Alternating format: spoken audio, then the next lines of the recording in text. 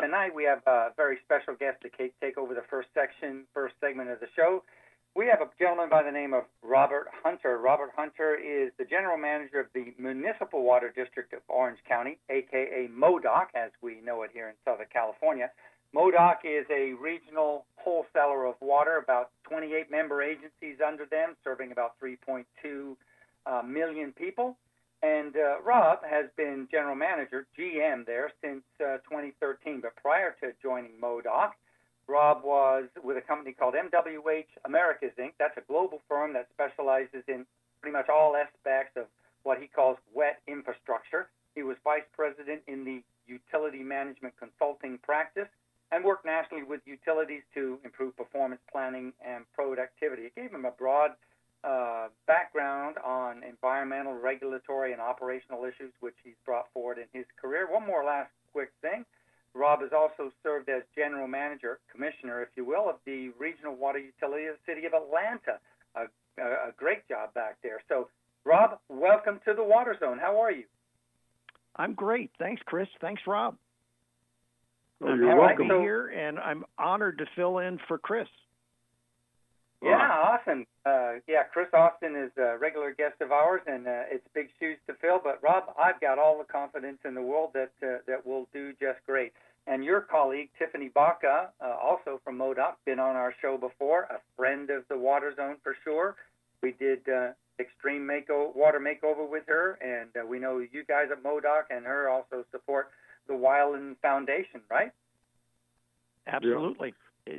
It's a great program. So, real question before I let Chris continue. So when you lived in Atlanta, did you get confused with all the streets named Peachtree? If you live there long enough, it becomes second nature, and you start thinking about naming your dog and your children Peachtree. And then you have to take them to the varsity to get great hot dogs. But anyway, I'll let Chris continue this. Go ahead, Chris. Oh, great. It's a good segue, Rob, because I was going to ask, back in those days in Atlanta and even before that, Rob, there's usually a story of what brings people into this industry. So I'm hoping that there is one for you, Rob. So what is it? What got you into this business in the first place?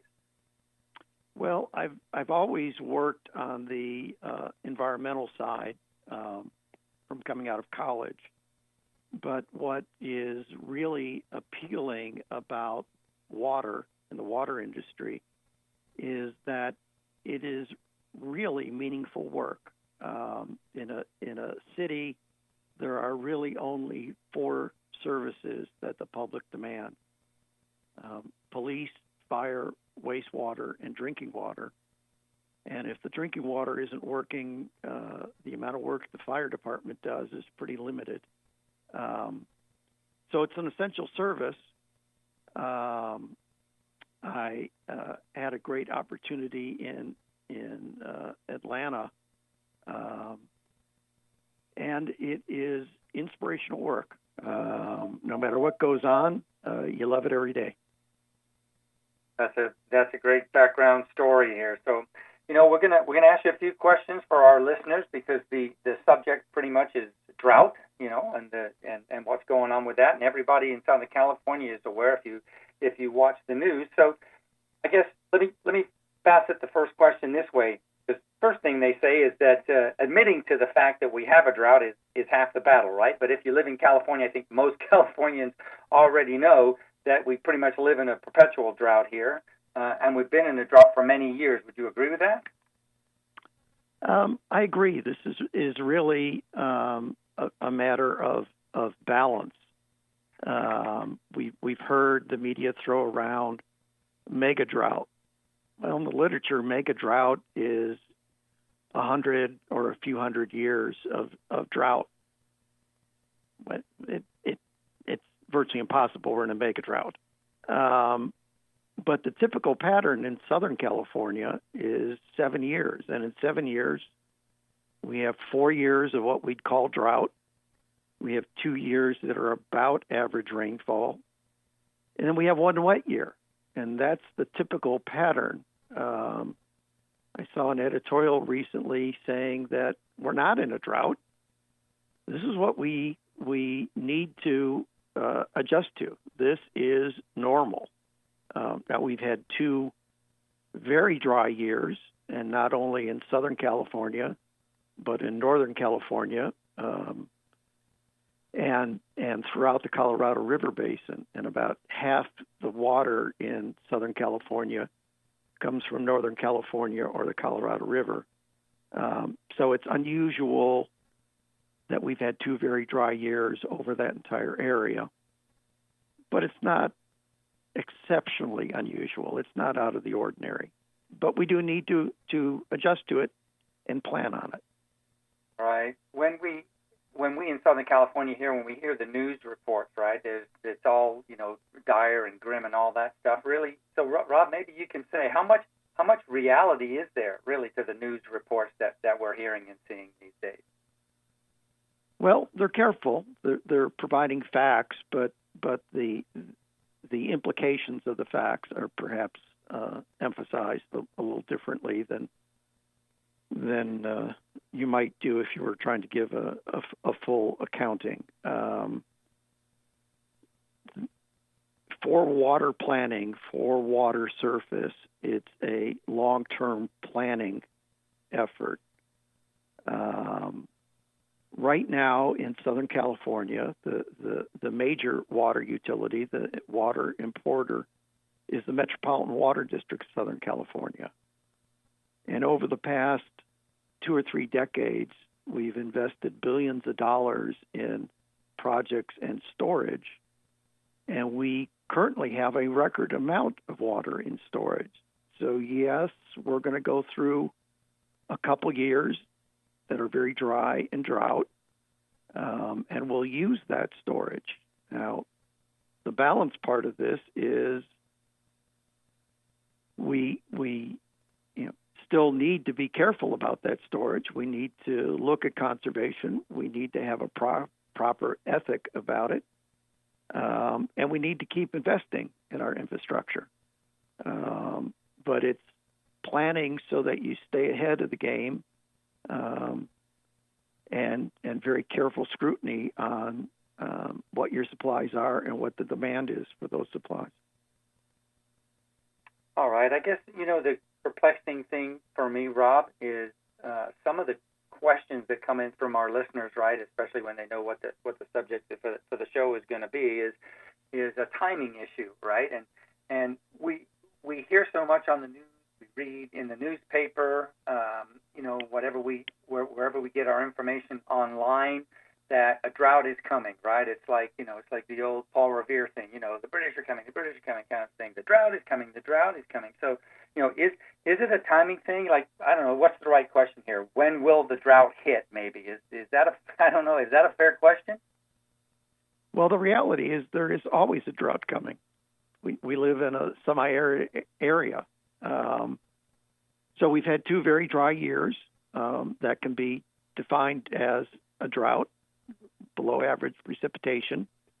We're prepared for that. So, yes, there is a drought, but it is the normal pattern of behavior. Now, we may be entering into a period, a longer-term period of less precipitation, but there is no one who can actually predict what's coming up. We do have a meaningful change in that in California, we have relied, and in other parts of the western United States, we rely on snowpack in the mountains. And that snow doesn't melt through midsummer, and that provides a continuous supply of water as it melts. What we are seeing with climate change is we're getting more rain than snow in the winter, so the snow doesn't build up. And, for example, this year, that snow has melted very early. That's a storage and distribution problem that we need to address, because it does look like we may get the same amount of precipitation going into the future as we have in the past. It may be in a different form, but rather than snow, it may be rain, and we have to invest in the systems to store that rain. So essentially, essentially then with climate change, we're kind of seeing the snow level go up a little bit higher, right, during the winter season, and that means that the precipitation that is coming in, whether you can quote unquote call it normal, year after year, is just coming in a different form, right? It needs to be stored earlier from precipitation rather than held in the frozen state as snow. Is that kind of what you were saying? Yes, and let me interpret part of that for the people in Florida, having lived in Georgia a long time. When we say the snow higher up, it's up in mountains, and that is not a native concept to Florida of mountains. So, so not less snow, higher elevation, less water throughout the summer. A reference to altitude versus latitude. Yes. I get it. Robbie, are you there, buddy? You want to chime in with a question? Yeah, I would. So let's make believe for today that I'm the governor of California, and Rob, I dub you the czar of water. What do you think is the top 3 issues that California has, whether it's the drought, whether it's storage, whether it's broken infrastructure? What would be the 3 top things that you think need to be addressed immediately in the state? Well, Rob, I'm sure you would agree with me that the first thing he should do is whatever Rob says. Brilliant. I'll back you. We have a number of comprehensive programs in California. We also have some very difficult, extensive permitting processes. A key area of the state is what we refer to as the Bay Delta, which is in Northern California. It's the interior bay east of San Francisco, going into the Central Valley, and that area covers about a third of the state. It is the central water supply for the majority of the state. And we have been working for decades in trying to work a balance of the environment, agriculture, and urban use of water. And we kind of get up to the edge of a solution, and then there's a new governor, and we back off and change that.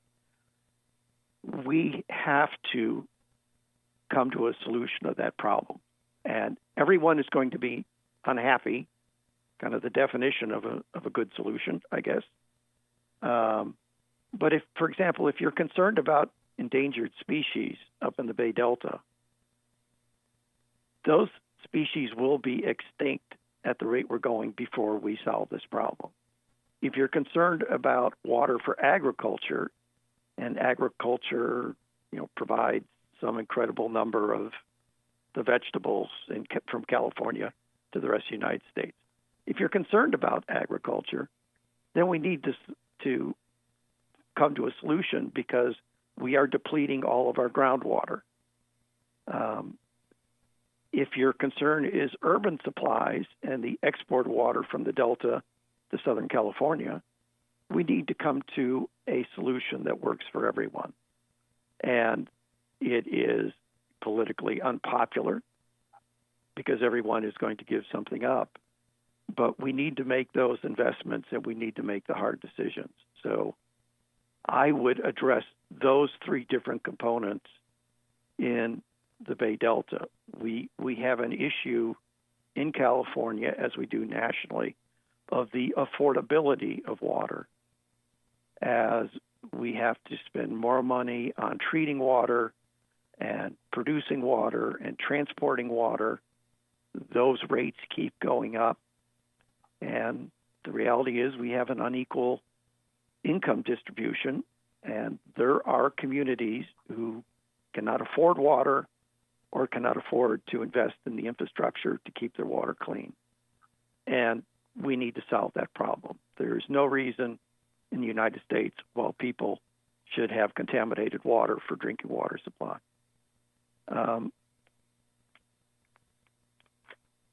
Those would be the major issues that I'd focus on. Well, I definitely will back you 2,000,000%, because Chris will tell you that's my speech all the time, that how can anybody live in America and drink dirty water and contaminated water? And I don't understand why not you guys, but the EPAs and things should have came in a long time ago and start looking at this thing and put things together. I know there's been meetings, and even through your organization's seminars that you had, talking about who's going to pay for the water. Should the bigger agencies take over the little mom and pop ones, the private ones? And it's not you're right. It's not a simple solution, and not everybody's going to be happy with it. But the problem I see as an outsider, as a citizen, I see everybody arguing with each other, but I don't see them coming together and saying, you know what, we can't have everything we want, but to fix it, we need to give away a little bit of something so we can all be happy. But I don't see that happening. I don't. Even like when Governor Brown was in charge, and he said, okay, everybody has to cut back 25%. And water agencies like Riverside or Western or even you had storage of water, more than enough. And you guys did a great job. I have to say, all the water agencies in the United States have done a great job in educating the public about water use efficiency, and how to conserve and things like that, and through the schools and all of that. And it's been great. But after that, it's the politicians that don't seem to get that. It's either their way or no way. And it's always, let's have a meeting, let's have another meeting, and nothing. They say they get things understood together, but they never resolve the problem. And you're right, it can't keep going on like this forever and ever. They got to talk about it. And you mentioned agriculture, not only the food, but look at the jobs that'll go away if that happens. And look at people that have water rights from 100-something years ago that can't get the water they're supposed to get. And nobody wants to give in. So, like I said, I back you 1,000,000% on the top three things that you said. That needs to happen. And part of that agricultural issue is equity. We're all eating the food that comes from there. It's not really equitable if we say, oh, well, that fertilizer that contaminated your groundwater, that's your issue. You guys need to clean that up when we've gotten the benefit. And there are lots of problems to be overcome to solve the issue. You got state constitution problems, you have legal problems, all kinds of issues, but we need to emphasize how we're going to solve it as opposed to the obstacles to getting there. Absolutely. I agree, Rob. The top three, the excellent summary of the top three there, and I agree with Rob and you too, Rob, that it's a complex issue, right? As illustrated every week with Maven's Notebook when she comes on. It's it's a lot of stuff to talk about. So I just want to go back to the drought just a little bit and say, if we do see another couple of years or 2 to 3 years here of this dry weather and less than normal precipitation, right? Or do you see us getting back to the sort of restrictions and things that we were doing back in 2015, 2016 during the last drought, Rob? Do you see us kind of going back that direction? Well, a number of things have changed since then. At that point, the governor jumped in and mandatory restrictions on everybody, whether you had a problem or not. So there were some utilities who had invested millions and millions of dollars in supplies who were perfectly fine, who had to cut their water use, even though that water wasn't going to go anywhere else. They couldn't use it. So it was a very blunt instrument. That changed during that drought, and what ended up was a requirement for all water utilities to do a 5-year stress test, which was really analyzing in 5 years of low water supply, are you prepared to get through that 5-year period? And that really comes in two forms right now. We're just completing the 5-year cycle of urban water management plans that you have to make that demonstration and have a contingency plan of what you will do in severe drought. And then there's an annual certification to the state that you have done this stress test for 5 years and are planning on how to get through that. That's significantly different than the last drought. So we're much better prepared. So I would be very surprised if the governor or the state came in and just said, oh, everybody has to reduce 25%. There's no need to do that. It can be much more finely tuned now. If we have another year after this one, if next year or the year after is very, very dry, sure, we could have restrictions. But we have done an incredible job over the decades on water conservation and water use efficiency. The water use has gone down while population has gone up.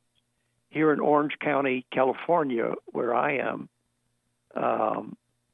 the per capita water increase since 1991 has decreased 38%. But the population has increased by 785,000 people. And that's indicative really across all of Southern California. We are much more efficient in water use, and we think much more about how to be efficient and use water efficiently. So I think we're in a better place. We have a more effective planning framework, and we need to keep investing to stay ahead of the curve. Rob, what can Californians, or anyone really throughout the world, even those folks in Florida, what can we do like right now, right, from a conservation standpoint? What can we do right now to make if we can get ahead or mitigate the results of the drought? We run a very extensive series of programs here that really fall into 4 categories. One is residential rebates, which are either internal plumbing modifications or outdoor water use modifications. And in Southern California, like in Florida, a lot of our water use is outside. So how do you do that efficiently? How do you not overwater your lawn or shrubs? And that can be a big adjustment in terms of your water use.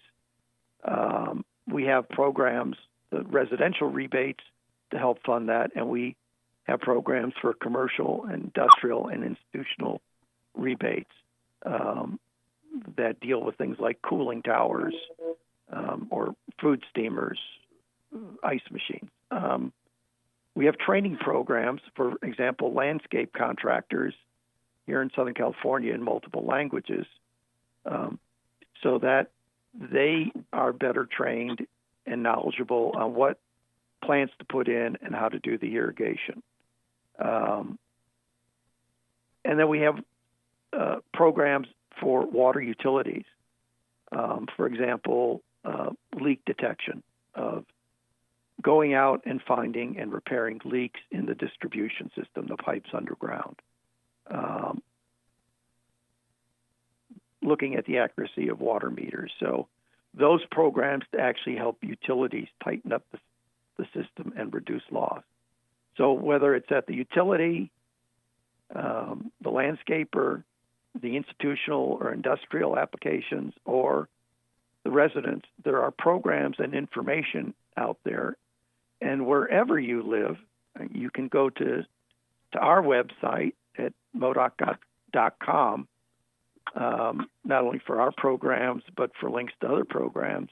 But if you just go in and do a search on water conservation or water use efficiency, you're going to turn something up in your area, wherever you live, that gives you suggestions of things you can do to become more efficient. Great answer, Rob. Appreciate it very much. So we're getting to the bottom of the half hour here and going to go to a commercial break in a minute. But listen, Rob Hunter, I'd like to thank you a ton for being on the Water Zone tonight, being our guest. It was awesome to have you on, and I'm going to say you're welcome back anytime, you and Tiffany. Excellent. I'll pass it along to Tiffany, and it's been a great time. Thank you very much. Great night to you too, Rob, and the other Rob. Take us into the commercial, buddy.